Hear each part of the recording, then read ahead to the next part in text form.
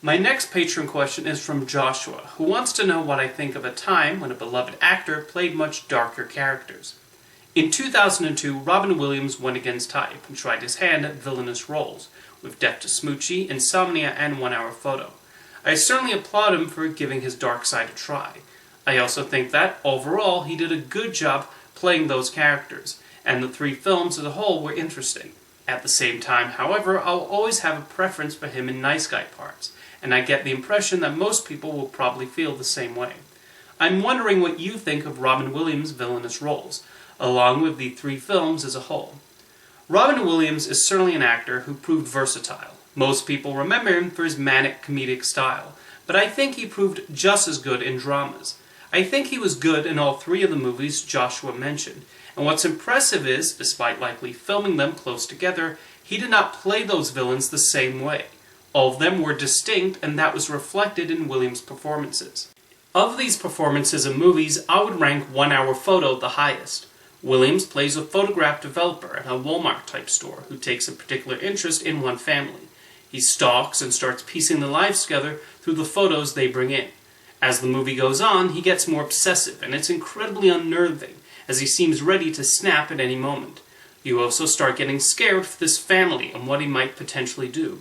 Williams did a great job at showing the dimensions of this character. Sometimes he comes across as just sort of pathetic, while other points display his monstrous side. You see how he tries to make himself a part of this family through manipulative means and the things he says to them. The way the camera frames him and follows him around also add a lot to how we feel about him, and the supporting actors like Connie Nielsen as the mother of this family and Gary Cole as his boss at the store are also pivotal in shaping the narrative and our perception of him. It's also ultimately a movie about how much our photos and snapshots tell of our lives, and the result makes for a very effective horror film.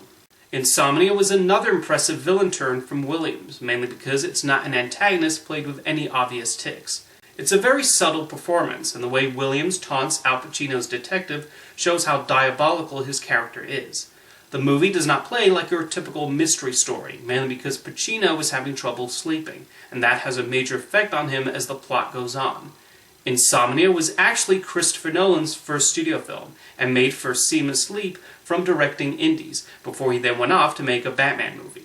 He allows the actors to mostly do their thing, while he took care of the story and pacing.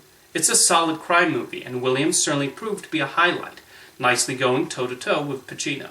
As for Death to Smoochy, this is certainly a very strange film, and maybe one that tries to accomplish too much at once. It's not a bad movie, as Danny DeVito does bring some visual invention, and I can see what it was attempting to do by satirizing the children's entertainment industry and how everything eventually becomes marketable. Williams goes all out with playing his disgraced children's show host, Rainbow Randolph, and Edward Norton is also good as his replacement, although I found the standout of the cast to be Catherine Keener as a television producer. However, the movie has always felt unfocused to me, and I actually think it pulls its punches most of the time, and should have been more ruthless in its satire. There's so much going on in Death to Smoochy. It starts out okay, making fun of children's networks and shows like Barney, followed eventually by the supposed rivalry between Williams and Norton. This should be the central conflict, but then it also becomes a gangster film, and then there's this additional plot point involving a charity benefit. The movie keeps adding more and more characters to the point where some have to fight for screen time, including Williams. Around the hour mark, it feels like the story should be wrapping up, but there's still more than 45 minutes left, so it becomes a very unevenly paced film in the end. Anyway, I think it was good that Robin Williams was always willing to experiment, although it's interesting he played so many villains in the same year. But he knew to switch it up and bring something different to the table each time. Now let me know what you think of his roles in these 3 movies, and thank you for your question, Joshua.